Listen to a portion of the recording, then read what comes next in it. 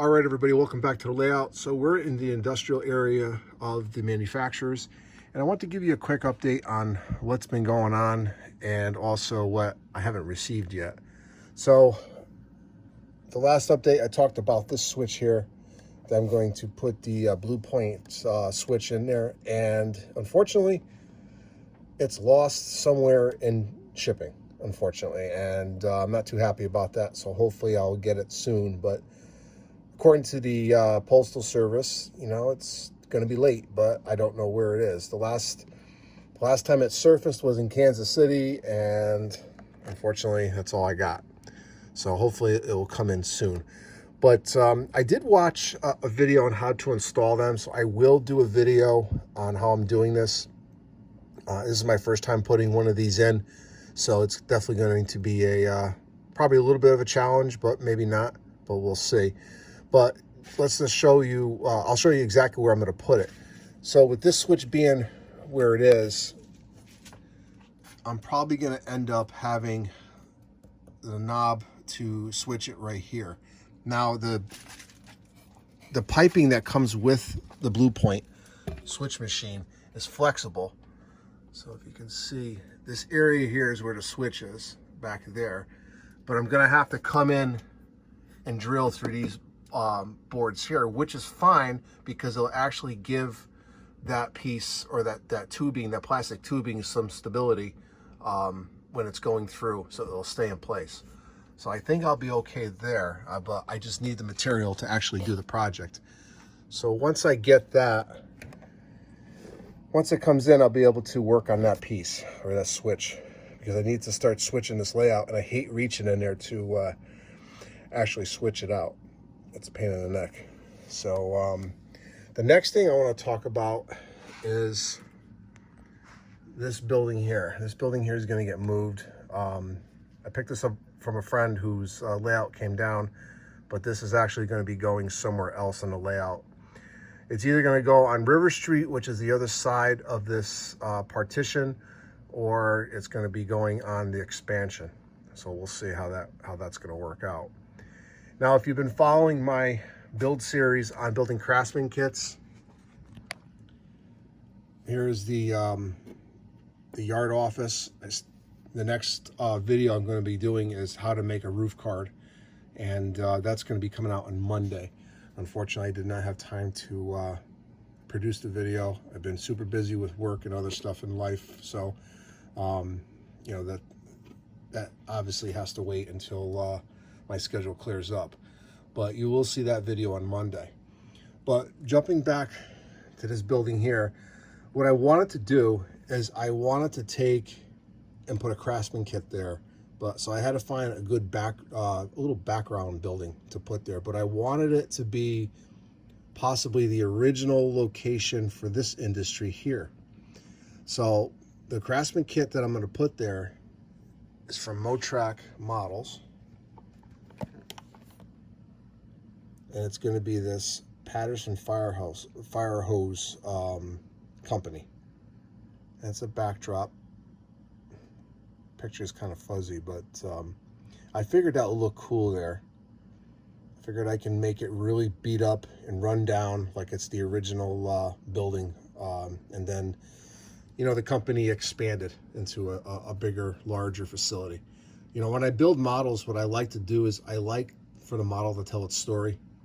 And you can do that through your building and how you build it, and then the condition of the building and whatnot. So, you know, this building is going to be pretty run down. All right, so that's going to be for that. Now,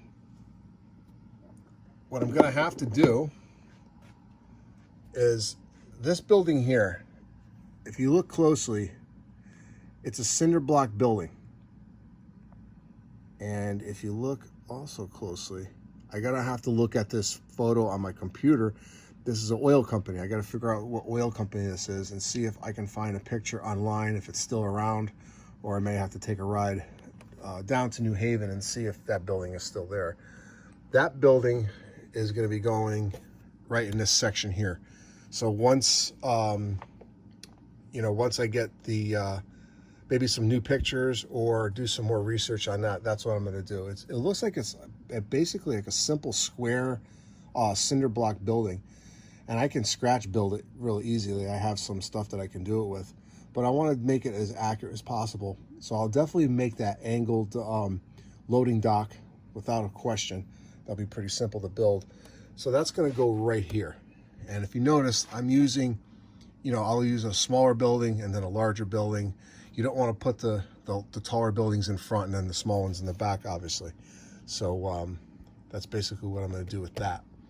And so we're going to do a quick box opening, and I'm going to show you what I got in the mail from Mini Prints.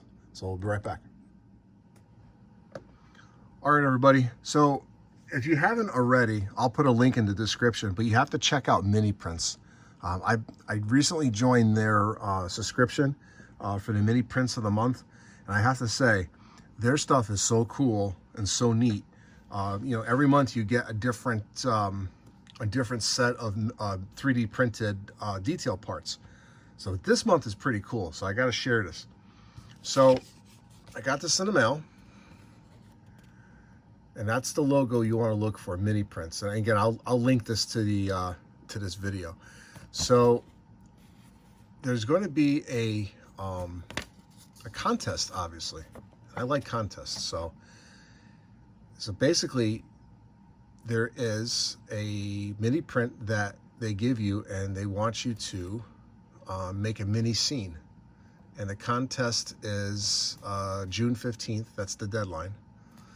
So this is what I got in the mail. So it comes, this month came in a nice box. And check out this truck. I mean, this is awesome. We have some decals too. I'll show you that in a second.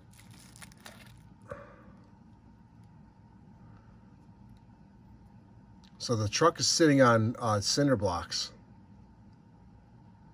Looks like it has a headlight busted out. Oops. There we go. I mean, the quality, look, it's got side mirrors on it. Look at the quality of that vehicle.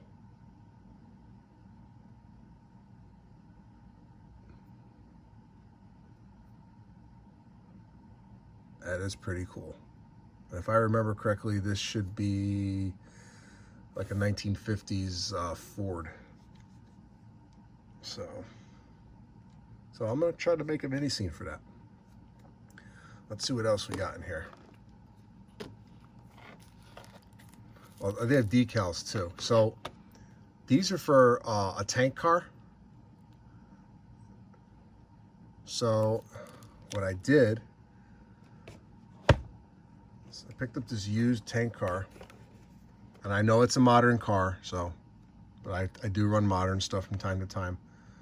It's a UTLX tank car, and it is I don't know how many gallon this is, but it's a 50-foot car, and I'm going to patch it out for mini prints. So this will be my mini print tank car. Who knows? I might just put on the layout. So let's see what else is in here.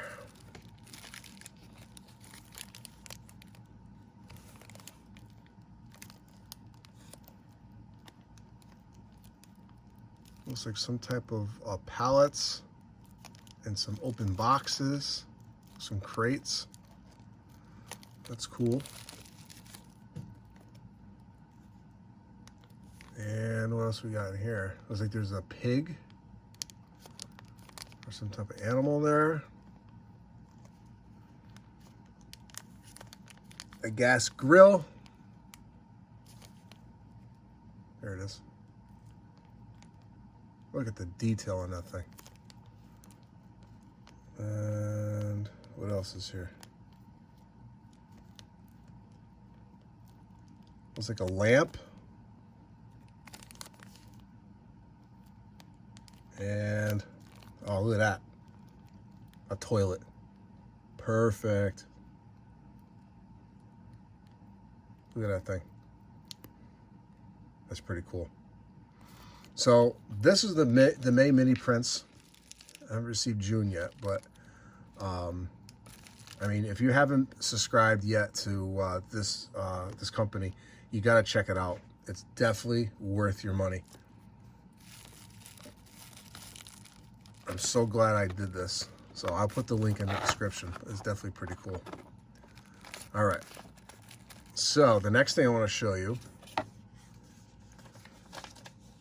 is this car I picked up. This is a used car. I think I got it for $8. All right. Looks like, I think it's a coal hopper. Let's see.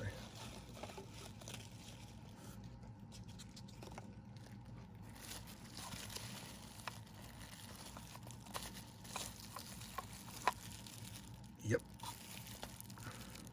Interstate.